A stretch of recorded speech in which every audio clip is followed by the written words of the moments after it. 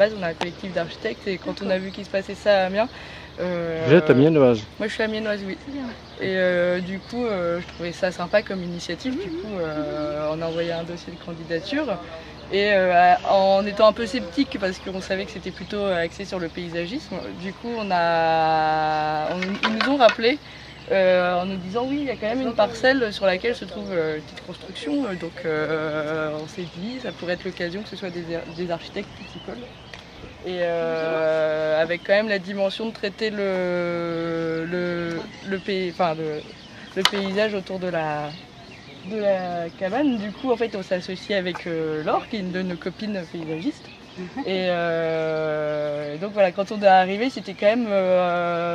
Enfin, je pense que ça n'avait pas grand-chose à voir avec ce que c'est. C'était une île abandonnée aussi ici? Oui, c'était une île complètement abandonnée. Contrairement aux autres, vous n'avez pas choisi votre parcelle. On vous a dit voilà, c'est ça ou rien. Quand on est arrivé, en fait, le jardin était complètement en friche. Je crois que ça faisait je sais pas combien de temps que les propriétaires n'étaient pas venus. C'était plusieurs années. C'est une petite cabane d'agrément pour les week-ends, quoi. Donc quand on est arrivé, déjà le jardin, enfin c'était pas un jardin, quoi, c'était vraiment une île abandonnée. Voilà, une île abandonnée. Et quand on a ouvert la cabane la première fois, on est tombé sur vraiment une scène de vie, un truc complètement figé. Un instant, il y avait un t-shirt qui séchait, la gamelle du chat aussi. La gamelle du chat avec une casserole au-dessus. Une histoire, quoi, vraiment. Voilà, donc il y avait un petit un instantané, quoi, au moment de... Donc on a essayé de s'imprégner un peu de ça pour le projet. Et du coup d'exprimer dans le projet un peu la lutte justement entre le principe de la maison qui est fréquentée que le week-end et où la semaine c'est un peu à la merci du monde sauvage, des canards, des cygnes. Voilà, la première fois qu'on est venu, il y avait un cadavre de cygne, un petit squelette, puis il y avait une canne qui était en train de couver derrière. Toute une petite vie qui se fait quand il n'y a pas l'homme, quoi. Quand il n'y a pas l'homme.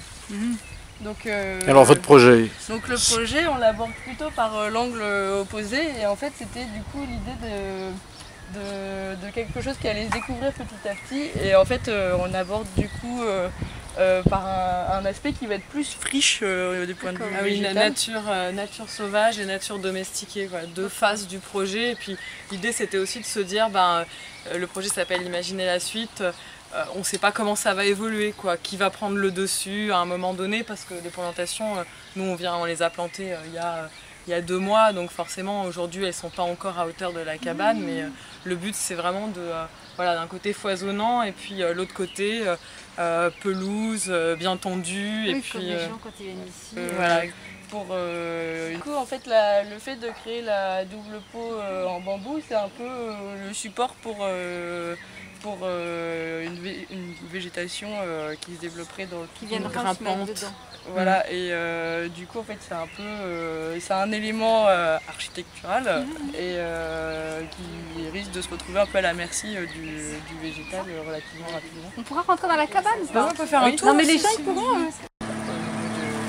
Et après on a du coup pour garder un peu l'idée du lieu d'avant, on avait pris dans les premières visites on avait pris un certain nombre de photos de l'ambiance à l'intérieur de la cabane. Du coup là on va faire des tirages pour les exposer à l'intérieur et puis on retrouve encore un peu la peau bambou mais plus en mobilier en fait à l'intérieur.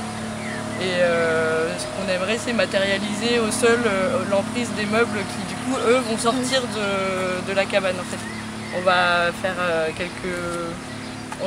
quelques éléments de mobilier qu'on va a priori teindre en rouge pour exporter la vie de la cabane dans le jardin, exprimer ces petits instants figés avec peut-être une balançoire dans un coin, une canne à pêche plantée dans un autre coin. Enfin, des êtres humains qui vivent, quoi. Voilà. Vous êtes à la fac d'art? Comment c'est ça? Non, nous on s'est connues toutes les 4 à l'école d'archi à Belleville. D'accord. Et avec Camille et Mathilde, ça fait 1 an et demi qu'on travaille ensemble. Et puis Laure, elle travaille en agence, mais on la sollicite comme ça. Et en quoi vous revendiquez que c'est un projet architectural? Par rapport à cette histoire d'habitation. une construction, tout ce Une qui touche à la construction. construction, c'est un peu de l'architecture. Oui, bien sûr. C'est la cabane, quoi, l'idée de la cabane aussi, non? Pas spécialement. Bah, là, oui, ici, il y a l'idée de la cabane, du loisir, un peu, on peut voir dans tous les artisannages, il y a tout type de cabane. Et là, c'était rajouté un peu un nouveau, Il y avait la notion d'habitat aussi au début. Oui, Ouais, oui, dans c'est-à-dire un que c'est un des seuls lieux dans le festival en fait, on est les seuls archis à avoir été sollicités et c'est le seul lieu qui est habité et habitable.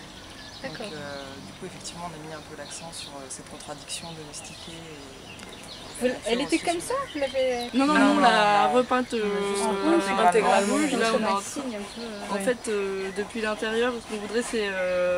En fait, il y avait les systèmes de volets qui est un peu sympa, là, qu'on Ouais, voulait absolument exploiter, Oui, oui.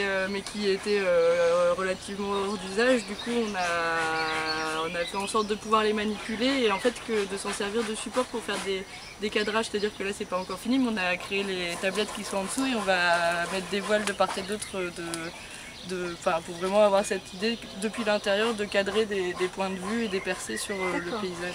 Ouais, c'est ce qu'on Ou voit des bien sur la boîtes. petite maquette, c'est ce Oui, qu'on voit. Voilà, exactement. D'accord. Et votre projet, il s'appelle imaginez la suite. Imaginez la suite.